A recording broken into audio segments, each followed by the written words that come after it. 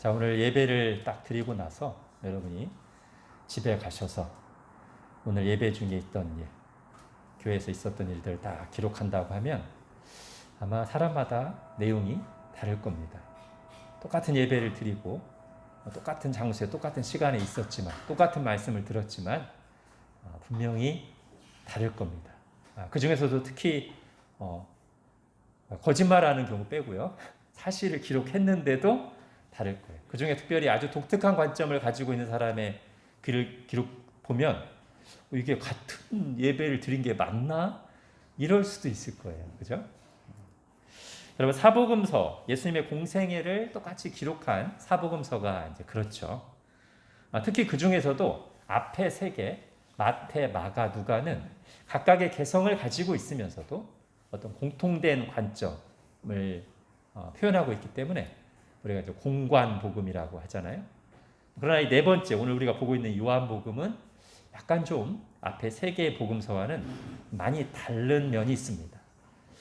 공관복음서에 나오는 내용들이 많이 안 나오고요. 또 공관복음서에서 안 나오는 내용이 나오고요. 또는 같은 사건을 기록해도 공관복음서와 좀 초점이 약간 다른 것을 보게 돼요. 오늘 우리가 살펴보고 있는 이 오병이어 사건도 그 중에 하나입니다. 그래서 먼저 이 오병이어 사건을 마가복음을 중심으로 한 공관복음의 기록과 오늘 우리가 보고 있는 읽은 요한복음의 기록을 같이 종합해서 전체적인 흐름을 한번 잡은 뒤에 내용을 살펴보겠습니다. 우선 오늘 본문에 잘 안 나오는 부분이 있는데 중요한 부분이기 때문에 언급하고 가야 되겠습니다. 사실 이 오병이어 사건이 기록될 때 맨 처음 등장하는 매우 중요한 내용은 뭐냐면 사람들이 예수님께 이렇게 많이 나오자 예수님이 그들을 보시고 불쌍히 여기셨다. 여기서부터 사실 오병이어가 시작되거든요. 예수님이 불쌍히 여기셨어요. 특히 그들을 어떻게 보셨냐면 마치 그들의 모습은 목자가 없는 양과 같다. 갈 길 몰라 헤매고 들짐승들의 위협에 노출되어 있고 아주 헤매며 위태위태한 너무나 불쌍한 그런 모습이었다는 것이죠. 그래서 예수님이 원래 제자들과 함께 휴가를 보내려고 하셨는데 그들을 보자 다시 이렇게 마음이 뜨거워지셔서 그들에게 계속해서 몇 시간이고 말씀을 가르치셨습니다. 분명히 하나님 나라에 대해서 가르치셨을 거예요. 자, 그 다음에 또 공관복음에 나오는 내용은 뭐냐면 이제 날이 저물어가자 제자들이 지쳤어요. 원래 주님이 쉬라고 하셨는데 요즘 자기들의 휴가가 지금 계속 딜레이 되고 있는 거예요. 예수님은 밤 늦도록 계속 가르치시니까 제자들이 같이 나와서 예수님께 의견을 냅니다. 주님, 날도 저물어가고 들판에 먹을 것도 없는데 이제 그만 저 사람들을 보내셔서 먹을 것을 사 먹게 하시죠. 그러자 주님께서 굉장히 중요한 말씀을 그들에게 하십니다. 너희가 먹을 것을 주어라. 너희가 먹을 것을 주어라. 아마 눈을 마주치고 하셨을 것 같아요. 너희가 먹을 것을 주어라.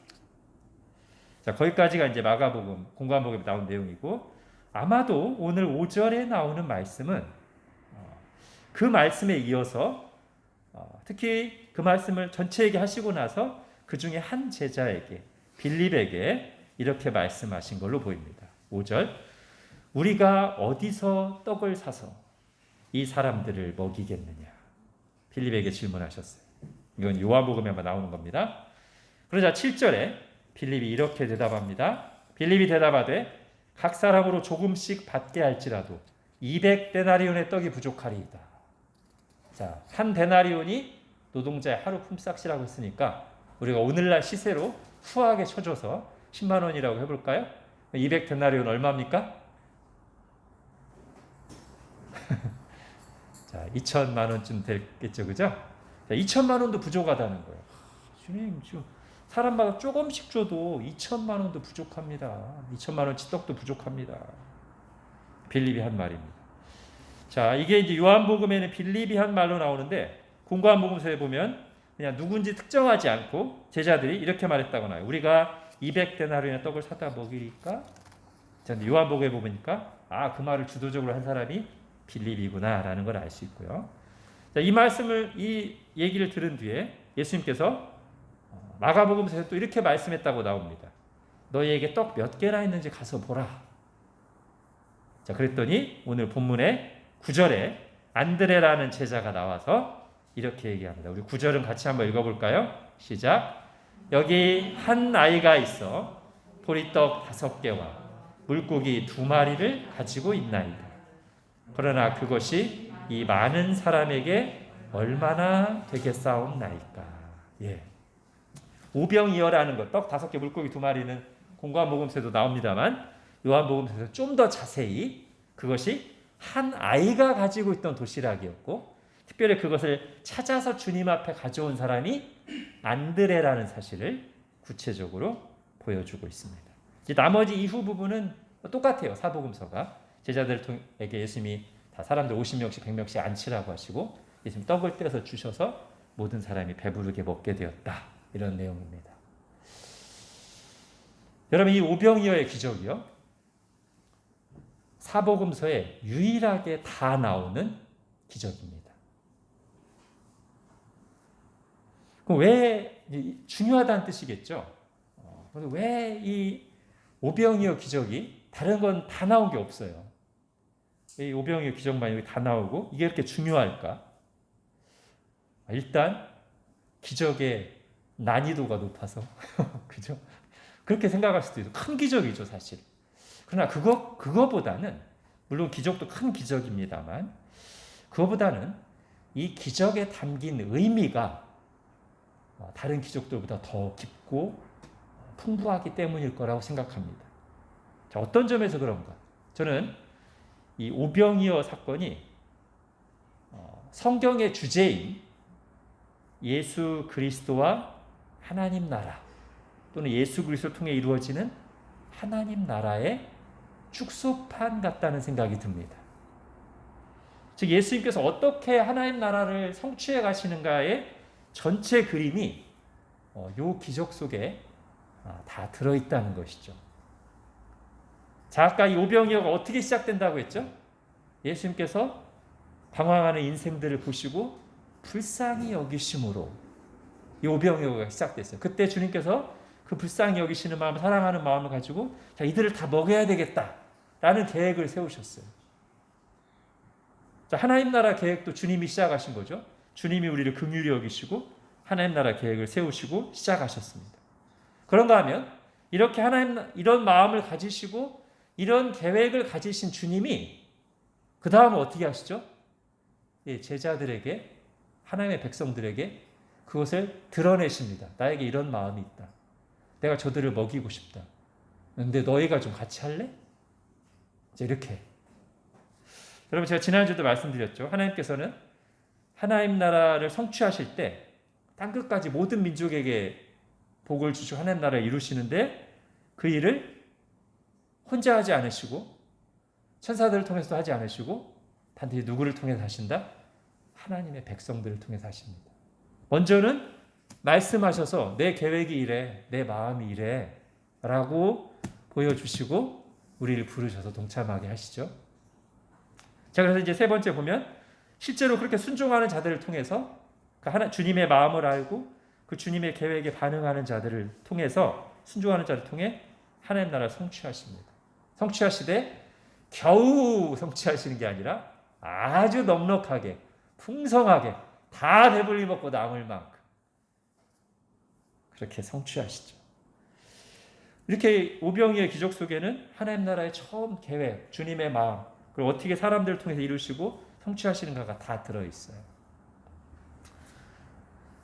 근데 요한복음은 이 이야기를 하면서 아까도 제가 앞에 이제 공관복음서 같이 종합해서 살펴볼 때 말씀드렸듯이 좀 독특하게 이 오병의 사건이 진행되는 동안 두 제자의 이름과 행동을 구체적으로 언급하면서 비교하는 방식을 사용합니다.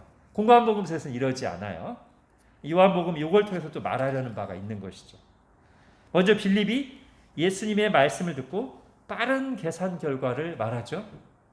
이 사람들 조금씩 먹게 하려고 해도 2천만 원 이상이 필요합니다. 그런데 우리는 땡전 한 푼 없습니다. 고로 불가능합니다. 그의 결론은 딱 나와 있습니다. 닫혀 있어요. 우리 이 사람 먹이는 거 불가능, 끝. 아무것도 하지 않습니다. 자, 그런데 조금 다르게 반응하는 제자가 한 명 이제 등장하죠. 안드레입니다.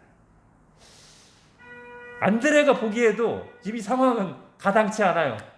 우리가 할 수 있는 게 아니에요. 그래서 안드레도 이렇게 말을 덧붙이긴 합니다. 9절 뒷부분에. 그러나 그것이 많은 사람에게 얼마나 될까요? 안드레가 보기에도 안 돼요. 근데 안드레는 완전히 닫혀있지 않고요. 일단 찾아봐요. 도시락이나 발견했는데 도시락 안 되고 그러지 않고 일단 줘봐.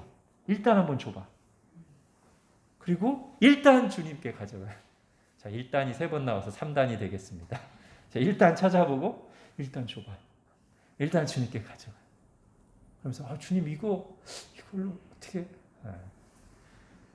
여러분 둘 다 불가능한 상황이라는 걸 봤지만 이 반응의 차이는 매우 큽니다. 내가 그냥 결론 내리고 안 됩니다 하고 하는 거하고 안 될 거를 나도 알지만 그러나 일단 주님이 말씀하시고 주님이 뜻이라고 하니까 찾아보고 가져가고 여쭤보고 이게 말하자면 오늘 설교 제목인 순종의 한 걸음을 내딛는 것이고요. 주님은 그걸 가지고 이제 일하기 시작하십니다. 그걸 받으시고 나서 마치 다 해결됐다는 오케이 앉혀라. 그 다음부터는 다른 제자들도 같이 주님의 명령에 따라 움직이기 시작하고 결국 안드레가 찾아서 주님 앞에 드린 그 오병이어를 통해서 무에서 유가 아니고 안드레가 찾아 나와서 주님께 드리고 여쭤본 그걸 통해서 5,000명을 배불리 먹이십니다.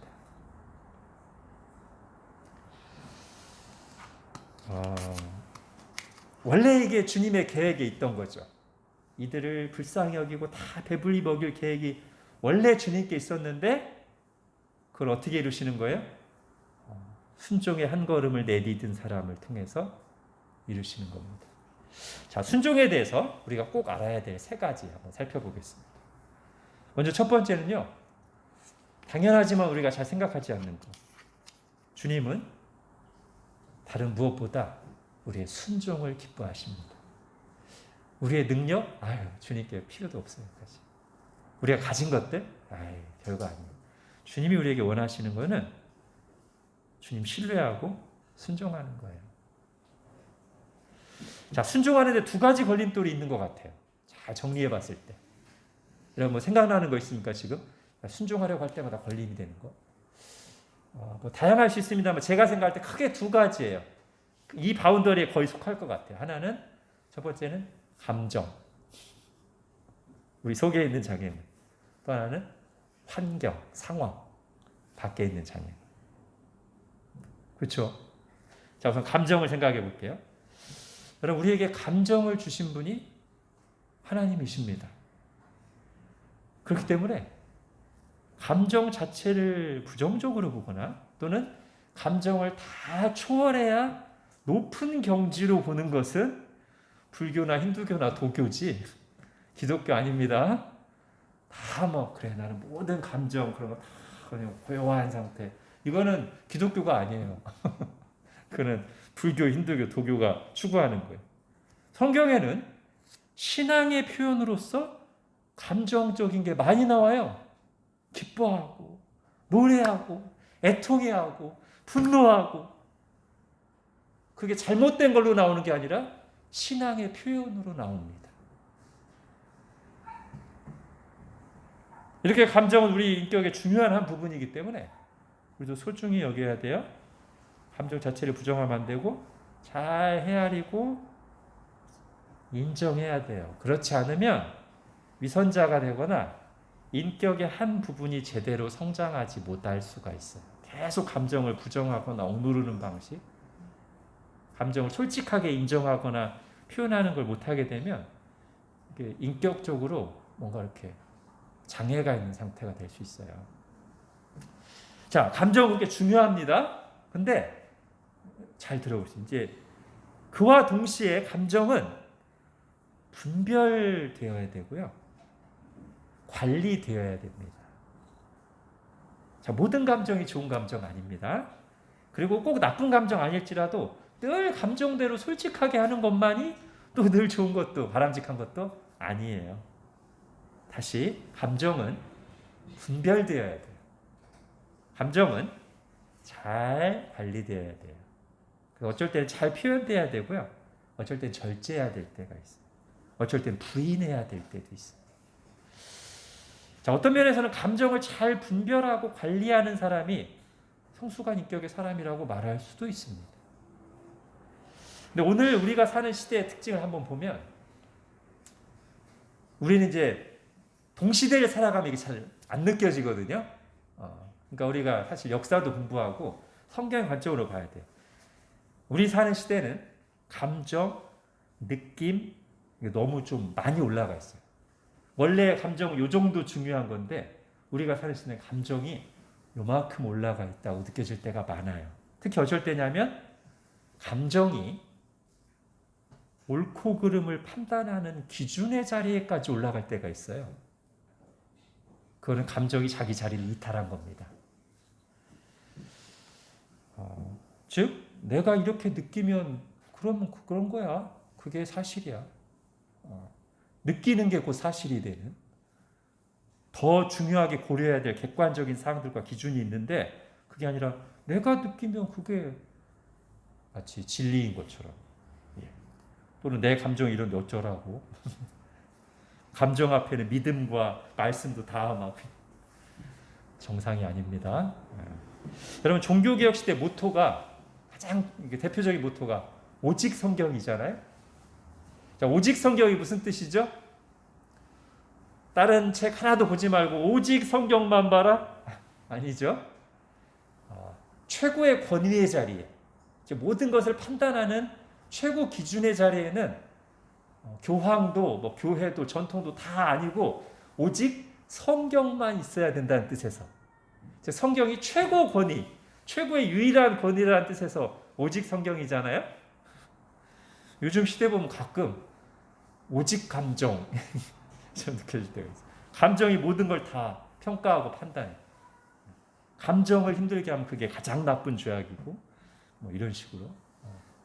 자, 우리는 이제 그렇게 가면 안 되겠습니다. 감정을 중요하게 여기지만 그게 기독교지만 감정을 제자리에 둬야 돼. 그래서 종합하면 여러분 순종한다는 것은 아까 감정이 순종을 방해하는 중요한 장애물 중에 하나라고 했는데 순종한다는 것은 감정 자체를 부정하는 게 아니에요. 오히려 감정을 솔직하게 인정하는 것입니다. 인정하고 살피면서 하나님 말씀으로 그 감정을 분별하고 결과적으로는 내 감정보다 하나님의 뜻을, 하나님의 말씀을 앞세우는 거예요. 주님의 겟세마네 기도가 좋은 예가 되겠죠. 주님은 자기의 마음을 솔직하게 표현하셨습니다. 인정하셨습니다. 할 수만 있거든 이걸 내게 옮겨주십시오. 너무 고통스럽고 너무 어려운 십자가예요. 감정을 솔직하게. 주님 괜찮아요 하고 말하는 게 아니라 솔직하게. 그러나 마지막에 가서는 순종은 뭐다? 그러나 내 원대로 마옵시고 내 감정대로가 아니라 하나님의 뜻대로 되기를 원합니다. 이게 순종이라는 것이죠. 그러면서 우리가 좀 생각할 것은 사실 감정이 어쩔 때는 막 전체처럼 보이지만 사실 감정은 생각만큼 그렇게 견고하거나 영원한 게 아닙니다. 하나님의 말씀은 영원하지만 감정은 영원하지 않아요. 또 우리가 그 순간 우리를 막 치고 들어오는 감정 때문에 종종 그르치잖아요. 잘못 판단하고. 그러니까 우리가 감정을 말씀보다 앞세우는 우를 범하지 않아야 되겠죠. 감정이 전부인 것처럼 감정을 앞세워서 불순종을 쉽게 합리화하는 그런 태도를 주의해야 되겠습니다. 하나님 우리 모든 거 다스리시죠? 우리 그렇게 고백하죠? 거기에 모두 포함돼야 돼요? 자, 하나님, 저는 하나님 것이 저의 모든 것을 다스리십니다. 돈과 감정만 빼고. 그러면 안 되잖아요. 감정도 들어가요. 우리의 몸, 마음, 상황, 감정도 우리가 주님 다스려 주십시오, 도와주십시오 하면 도와주시죠. 두 번째, 순종의 두 가지 걸림돌 중 두 번째, 환경. 자, 환경도요. 환경은 기본적으로 하나님이 우리를 두신 자리이고 하나님의 뜻을 이루어 가시기 위해서 주님이 사용하시는 도구입니다. 그렇기 때문에 상황을, 환경을 잘 살피는 것도 하나님의 뜻을 분별하는 중요한 방법 중 하나예요. 자, 다만 분명히 할 것이 있어요. 상황이 좋을 때만 순종하는 것은 아닙니다. 즉, 상황을 따라가야 되는 순종이 있고요. 상황을 극복해야 되는 순종이 있어요.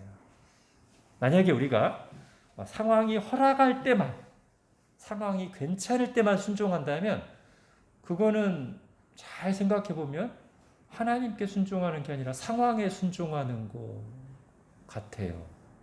그죠? 여러분, 아까 제가 감정 중요하지만 분별해야 된다고 했죠? 상황도 마찬가지입니다. 상황도 하나님이 사용하시는데 우리가 분별해야 됩니다. 하나님께서 내가 이 상황에 잘 순응하고 따라가면서 겸손히 일하길 원하시는지, 아니면 이 상황을 말씀대로 극복하고 믿음으로 나아가길 원하시는지 분별해야 돼요. 왜 그래야 되냐면 우리가 성경에서 상황을 뛰어넘어서 일하시는 하나님, 그리고 상황을 넘어서도록 우리에게 명령하시고 순종을 요구하시는 하나님의 말씀을 너무 많이 보게 돼요. 오늘 본문도 그중 하나예요. 상황, 환경 어때요? 들판입니다. 광야입니다. 아무것도 없는 곳이에요. 제자들 가진 거 아무것도 없어요. 근데 배가 고픈 사람은 남자만 5,000명, 남녀노소 다 합치면 2만 명쯤 될 수 있어요. 상황이 이래요. 근데 이런 상황에서 주님께서 뭐라고 말씀하십니까? 너희가 먹을 것을 주어라. 이거 상황에 맞는 얘기가 아니에요. 근데 주님이 이런 경우가 오병이어만 있는 게 아니라 성경에 아주 많이 나온다는 것이죠. 그렇게 하나님이 일하시곤 하신다는 거예요. 그렇기 때문에 우리가 어쩔 때는 상황을 주님이 주신 것으로 알고 겸손하게 거기 순응하면서 그 자리에서 성실해야 됨으로 순종할 때가 있고, 또 어쩔 때는 상황이 개선해 보니까 안 된다고 그냥 상황에 계속 순응하는 게 아니라 말씀에 따라서 믿음으로 기도하면서 상황을 뛰어넘는 도전의 순종을 해야 될 때가 있다는 것입니다. 하나님은 그걸 통해서 우리가 결국 상황을 믿고 사는 사람이 아니라 하나님을 믿고 사는 사람이 되도록 우리를 훈련해 가십니다. 여러분, 제자들에게 5,000명 먹이라고 하시는 주님이 제자들의 상황 아실까요? 모르실까요? 다 아시죠? 우리에게 순종을 명하신 하나님이 우리의 한계와 연약함을 아실까요? 모르실까요? 너무나 잘 아시죠. 우리의 연약함과 상황 다 아시기 때문에 주님이 뭐라고 하십니까? 야, 너 어차피 못해. 그러니까 가만히 있어. 주님이 이렇게 말씀하신다? No. 아무것도 없는 제자들, 들판이라는 상황 다 아시는데도 주님께서 너희가 먹을 것을 주라 라고 하십니다. 여기서 이제 우리가 주님의 뜻을 분명히 읽게 되죠. 주님이 원하시는 게 뭘까? 내가 가지고 있는 거? 별거 없다니까요. 내 능력? 아니에요. 아주 분명합니다. 주님이 원하시는 것은 순종입니다. 주님을 신뢰하고 순종하는 것. 주님은 우리와 함께 일하시길 원하십니다. 왜 그럴까요? 여러분, 우리가 어떤 사람에 대해서 좀 알려면 그냥 그 사람에 대해서 이렇게 딱 인터넷 막 검색해서 딱 그 사람에 대한 정보만 아는 거, 이거는 그 사람 아직 잘 모르는 거예요. 그죠? 같이 일해보면 그 사람 알아요. 어떤 스타일인지, 뭘 잘하는지, 성격은 어떤지 다 알죠. 그죠? 같이 일해보면. 주님이 우리와 지금 같이 일하시려고 하시는 이유가 뭘까요? 우리가 어떤 사람인지 아시려고? No. 주님이 이미 우리 아십니다. 그럼 주님이 우리와 같이 일하심으로써 뭐를 주려고 하시냐면 같이 일하면서 우리가 하나님을 알게 하시는 거예요. 하나님을 알려주시는 거예요. 우리가 그냥 정보로만 말씀 딱 보고 하나님 이런 분 시험 보면 100점 하나님 삼위일체 하나님 그거는 마치 정보 검색해서 네이버 검색해서 그 사람에 대해서 그 사람 어느 대학 나왔고 어느 직장에서 일하는 거랑 똑같은 건 아니지만 약간 비슷할 수 있어요. 어떻게 우리가 하나님을 정말 하나님 정말 말씀대로 이런 분이시구나. 이것은 어떻게 안다? 같이 일해보면 안다. 그래서 주님이 우리를 같이 일하는 거 부르시는 거예요. 그게 뭐냐면 우리를 순종의 자리로 부르시는 거예요. 주님이 혼자서 여기 군중도 다 먹일 수 있어요. 그런데 굳이 제자들에게 야 너희가 먹을 것을 줘봐. 뭐 있나 가져와봐. 자 앉혀 50명씩 100명씩. 자 이거 갖다 줘. 제자들이 같이 일하면서 주님 이런 분이시구나. 주님 마음이 이렇구나. 주님의 능력이 이렇구나. 주님 이런 식으로 일하시는구나. 이게 우리를 순종의 자리로 부르시는 이유예요. 그렇게 순종하는 자들을 통해 일하시며 하나님을 보여주십니다.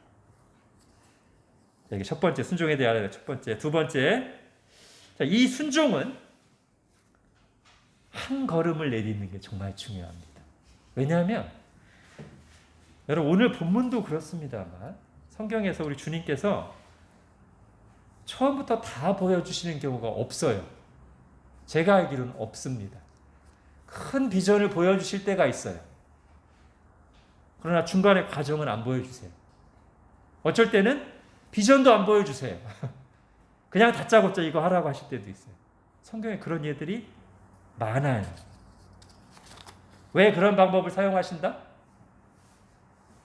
여러분 하나하나 다 보여주고 가는 거면 그거는 지도를 따라가는 거지 믿음으로 하나님을 따라가는 게 아닐 수 있거든요. 주님은 뭘 원하신다? 믿음으로 하나님을 신뢰함으로 순종하기를 원하신다. 그래서 내가 이렇게 할 거야. 자 일단 가볼까? 그러면 안 보여요. 과정이 어떻게 될지 내가 할 수 있는 것도 아니고 일단 순종의 한 걸음 딱 내딛는 거예요. 그럼 그 다음에 이렇게 쫙 조금씩 그 다음에 스텝이 보이고 또 한 걸음 딱 내딛으면 보이고. 여러분 우리의 믿음에 대해서 가장 그 표본이 되는 믿음의 조상 누구? 아브라함. 그렇죠? 자 아브라함에게 주님이 처음 딱 부르셔서 하나님 나라 비전을 보여주시죠. 내가 너로 큰 민족을 이루고 땅을 주고 모든 민족이 복을 받을 것이라 엄청난 비전을 보여주셨어요. 그 다음에 구체적으로는 안 보여주세요. 그래서 히브리서에서 이 하나님의 말씀을 듣고 나서 아브라함이 어떻게 시작했느냐를 이렇게 말합니다. 갈 바를 알지 못하고 나아갔으며. 네. 비전은 있어요. 그런데 이 엄청난 비전이 어떻게 이루어질지 나 지금 75세 자식 하나 없는데 큰 민족을 이루고 모든 민족이 너를 통해 복을 받겠다? 너무 큰 비전이라 와닿지도 않는데 일단 나가는 갈 바를 알지 못하고. 주님 그러시다고요? 아멘. 여러분 요한복음 2장에 보면 물을 포도주로 만드신 놀라운 기적이 나오죠. 거기도 예수님의 일하시는 스타일이 잘 나와요.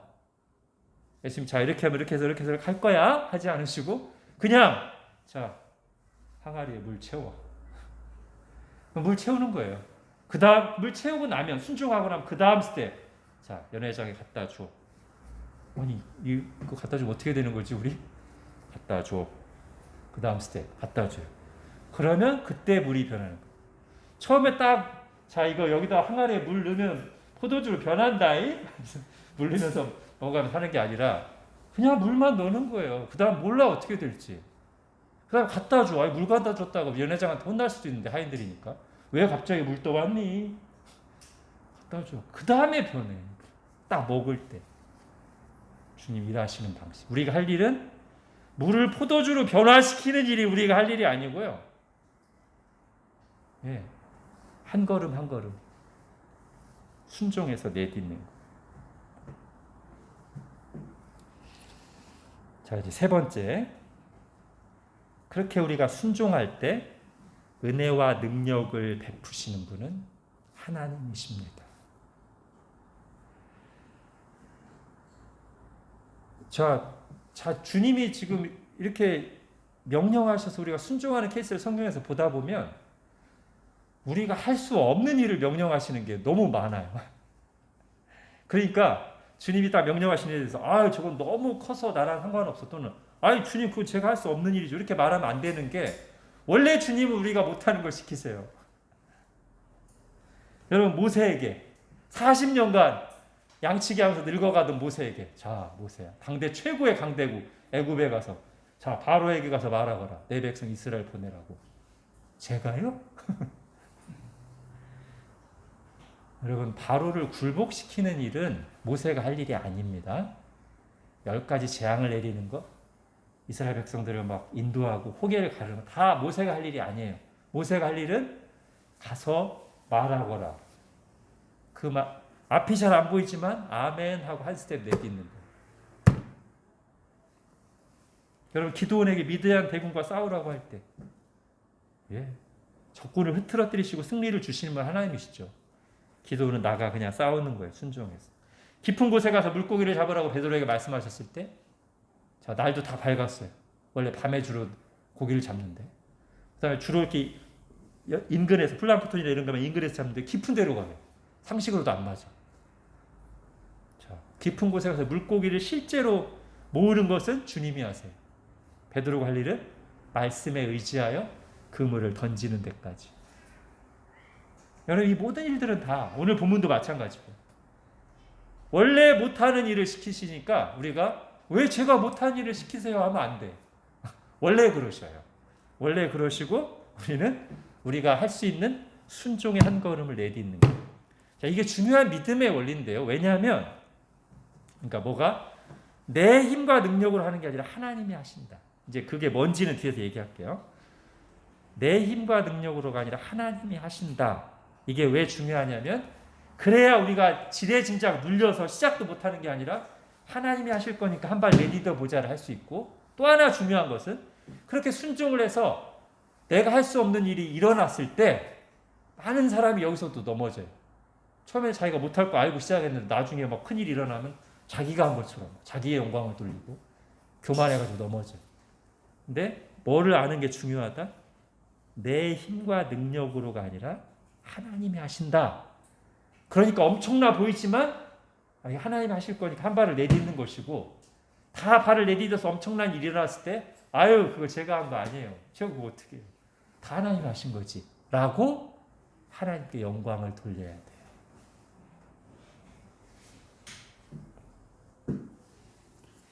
그럼 우리가 순종해야 될 하나님의 뜻 뭘까요? 내가 원하는 목표들 말하는 게 아닙니다.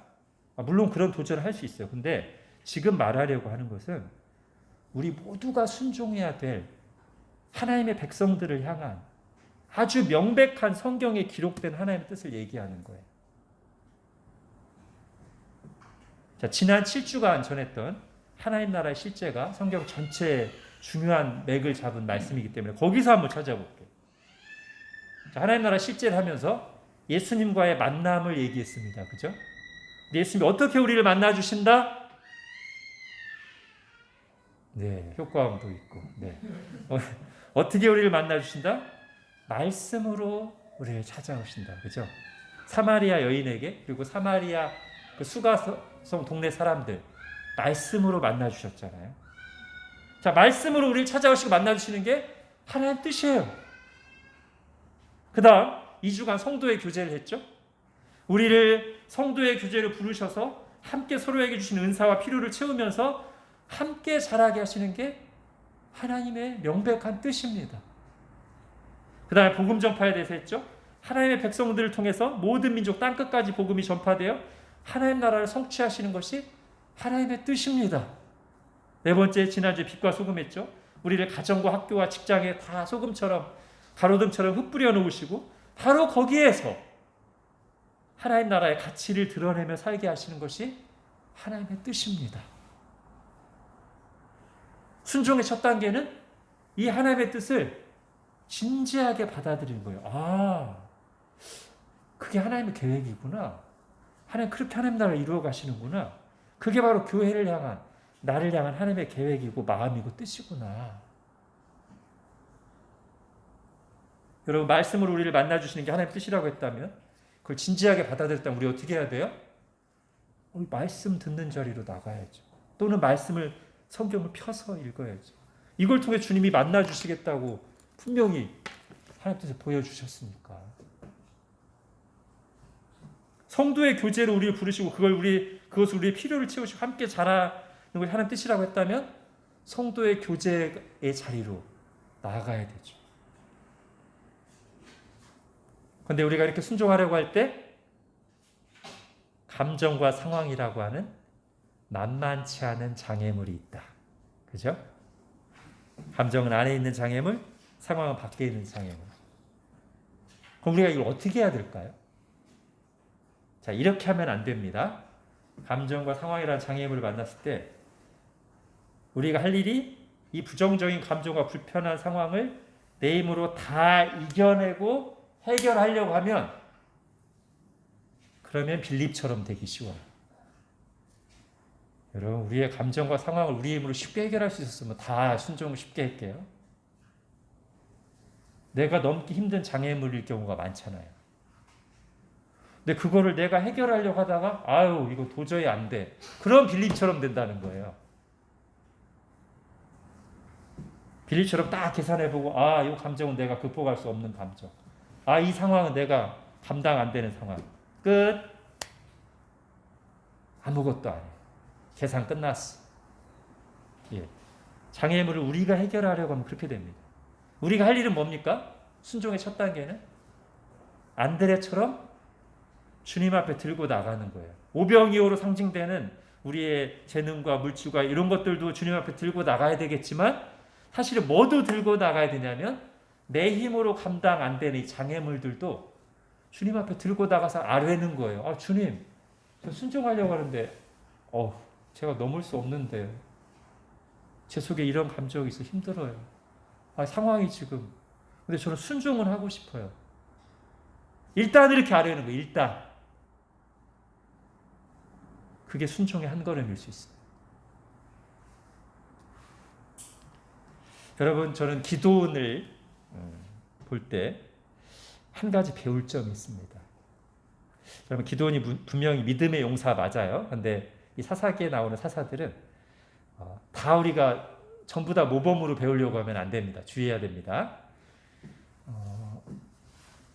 양털 시험을 하죠.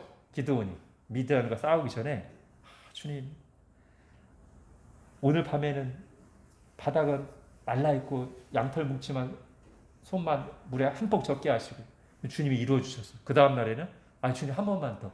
이번에는 양털 뭉치는 뽀송뽀송한데 땅만 아주 물에 축축히 젖어 있게 해주세요. 또 이루어 주셨어요. 여러분, 이게 우리에게 모범일까요? 저는 그다지 모범이라고 생각하지 않습니다. 우리가 순종하려고 할 때마다 이렇게 세상에서 도저히 일어날 수 없는 어떤 기적의 사인을 그것도 2번 연속 구해서 그래야만 주님 제가 이제 알고 순종하겠습니다. 이거는 그다지 모범이라고 보기는 어려워요. 자, 그런데도 주님이 아무 말씀 없이 기도원의 이 요구를 들어주셨습니다. 근데 이 장면에서 기도원에게 우리가 꼭 배워야 돼, 무시하지 말아야 될 한 가지가 있어요. 뭘까요? 여러분, 기도원이 왜 이 사인을 구했죠? 기도원에게 기본적으로 순종하려는 마음이 있습니다. 즉, 순종하기로 방향을 정해놨어요. 정해놓고 보니까 300명인데 몇십만, 도저히 안 돼. 순종하려고 하는데 너무 힘들어 보이니까 사인을 구한 거예요. 자, 그 부분 우리가 배워야 된다는 거예요. 일단 순종하려는 마음. 거기서부터 순종의 한 걸음이 시작돼요. 주님, 순종하려고 하는데 너무 힘들어 보여요. 이렇게. 자, 그 다음에요. 모세에게서도 좀 하나 배울 게 있습니다. 모세가 사실 처음에 애굽에 가서 이스라엘 구원해내라고 할 때 어떻게 쉽게 순종하던가요? 아니죠. 엄청나게 거부했습니다. 나중에 하나님이 막 화를 내실 정도로 모세가. 그만큼 어려운 일이었던 거죠. 모세 상황에서는. 근데 이제 결국 모세가 순종했죠. 자, 그래서 순종해서 나갔어요. 처음에는 좀 반응이 좋았어요. 이스라엘 사람들도 그렇고. 근데 그 다음 스텝에서 굉장히 어려움을 겪게 돼요. 바로가 딱 술수를 써가지고 이스라엘 백성들, 자기가 이제 구원해서 끌고 가야 돼 이스라엘 백성들이 모세에 대해서 오해하고 반목하고 공격하는 겁니다. 모세가 너무 힘들었습니다. 그때 어떻게 하죠? 모세가 거봐요 주님, 제가 이래서 안 될 거라고 했죠. 뒤돌아서 바로 갔습니까? 아닙니다. 하나님 앞에 나와서 힘들다고 투정은 했어요. 근데 돌아가진 않았어요. 미디안으로. 이게 또 우리가 배울 점입니다. 힘들다고 얘기하는 건 좋은 거예요. 하나님 앞에 나와서. 근데 아예 그거 없이요. 내가 이럴 줄 알았어. 이미 결론 다 되고. 그래서 내가 안 된다니까. 짐 싸가지고 가면 그 사람은 계속 그러기가 쉬워요. 사탄도 아마 좋아할 거야. 쟤는 한 번만 딱 때려주면 알아서 짐 싸는구나. 오케이. 계속 얕은 물가에서 첨벙거려요. 조금 물 딱 들어왔다가 한 번 파도가 딱 치면 내가 이래서 안 간다. 계속 한 발만 딛고다. 무서워요 주님 하면서도 계속 나가야 되는데 모세는 계속 나갔어요. 어렵게 순종의 한 걸음을 내딛었지만 그 다음에는 뒤로 물러나지 않았어요. 그래서 결국 하나님이 모세를 통해 이루고자 하셨던 일을 다 성취했어요. 뭐요? 이스라엘을 애굽에서 건져내는 일. 그리고 또 하나의 일이 이루어졌어요. 자, 모세가 순종했을 때, 그리고 뒤로 물러나지 않고 계속 하나님께 투정도 하기도 하고 의지하기도 하고 기도하고 순종하면서 나갔을 때 하나는 원래 모세를 부르실 때 하나님이 말씀하신 내용, 이스라엘 애굽에서 건져내시는 것과 이루어졌고요. 또 하나가 이루어졌어요. 뭐예요? 모세가 변했어요. 모세가 영적인 거인이 됐어요. 계속 얕은 물감을 첨벙에다가 뒤로 가고 있으면 안 됐을 거예요. 근데 버티면서 뒤로 다시 돌아가지 않고 제자리로 가지고 앞으로 가면서 모세가 변했어요. 자, 아까 제가 말씀드렸죠? 하나님 우리와 함께 일하기를 원하신다. 왜? 이래야 사람을 아니까. 하나님이 우리를 아는 게 아니라 우리가 하나님을 알게 하시려고. 모세가 하나님과 같이 일하면서 점점 하나님을 알아가는 거예요. 얼마나 크신 분이고 대단하신 분인지, 자비하신지, 신실하신지. 그래서 모세가 성장해요. 여러분, 하나님 우리를 이렇게 명령하실 때도 마찬가지입니다. 우리를 통해서 이루시려는 일이 있고요. 우리를 통해 하나님 나라를 성취하고, 또 하나는 그러면서 우리를 또 변화시켜 가시는, 우리에게 하나님을 알려주시는, 우리에게 하나님을 경험하게 하시는 그 복도 주시려고 우리에게 순종을 요구하시는 거예요.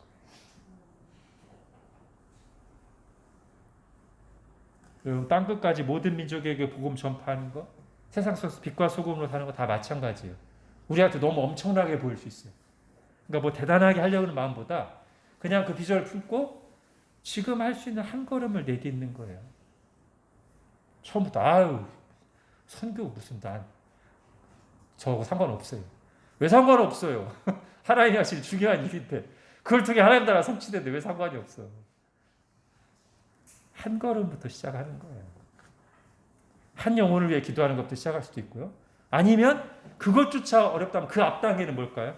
주님께서는 한 영혼이 돌아오면 그렇게 기뻐하신다는데 솔직히 제 속에는 그런 영혼을 사랑하는 마음이 없네요. 주님의 마음 알게 해주시고 부어주십시오. 여기서부터 기도할 수도 있죠. 또 이 단계를 좀 넘어선 사람은 선교적 삶을 위한 구체적인 한 걸음으로 선교사님 중에 우리가 6분의 선교사님 후원 동역하는데 그 중에 한 분 선택해서 그 선교사님의 기도 제목과 그 나라를 위해서 기도하기를 시작하는 것도 한 가지 방법일 수 있습니다. 그렇게 한 스텝을 내밀었을 때 그 다음에 어떤 일이 일어날지 우리는 몰라요. 진지하게 한 걸음을 내디딜 때. 여러분, 요즘에는 선교를 위한 기도하기도 참 좋은 시대예요. 웬만한 나라 인터넷으로 검색하면 그 나라 상황, 뭘 위해 기도해야 될지 다 나와요. 영상으로 만들어진 것도 많고요. 얼마나 기도하기 좋은 시즌입니까, 지금. 우리가 막 다른 나라 코로나 상황 같은 것도 다 듣잖아요. 그거보다 더 중요한 게 있잖아요, 우리에게. 지금 하나님 나라가 어떻게 세상 속에서 확장되어 가는지. 네, 그거를 지금 다 알 수 있는 시대예요. 여러분, 그 모든 일을 할 때 순종의 한 걸음을 내딛는 겁니다. 자, 젠 헤트메이커라는 작가가 지역의 그 어려운 이웃들을 돕는 큰 사역을 했는데요.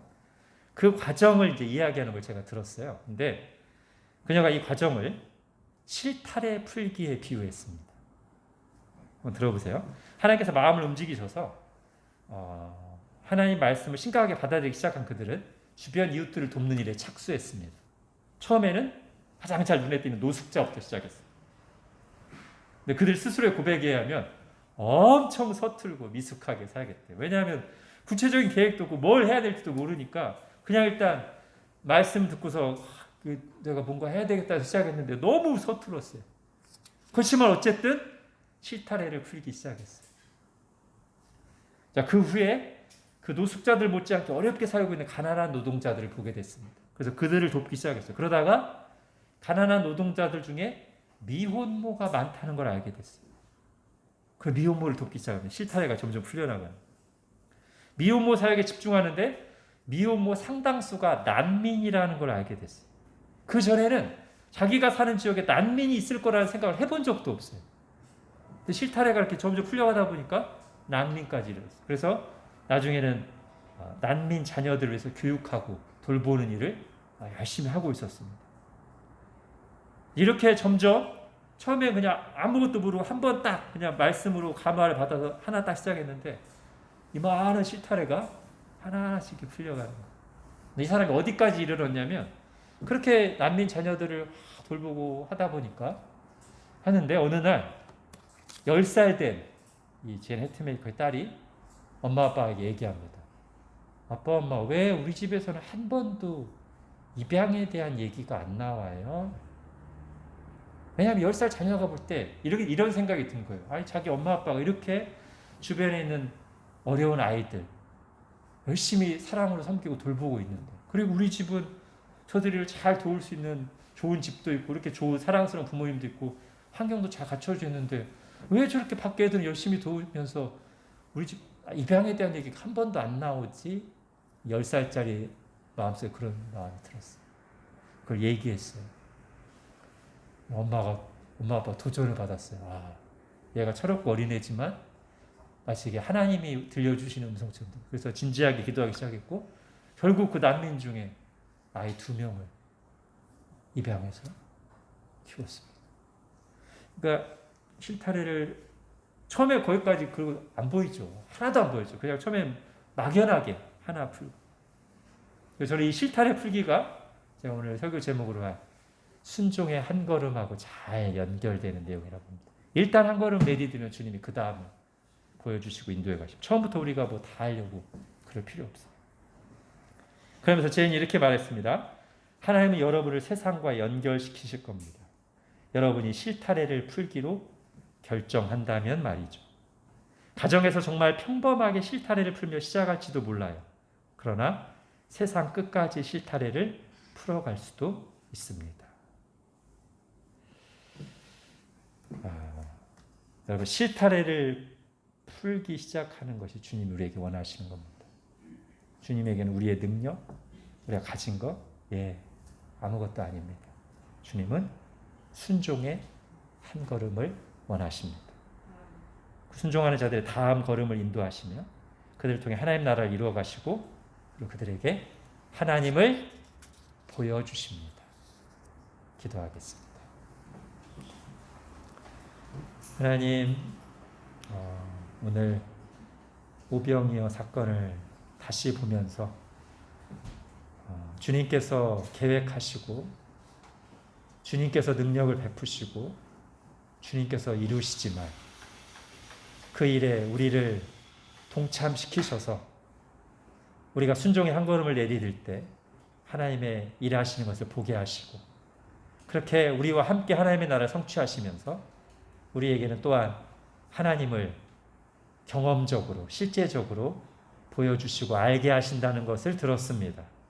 하나님, 우리가 빌립처럼 처음부터 계산을 끝내고 하나님 말씀 앞에서도 문을 닫고 있지 않게 해주시고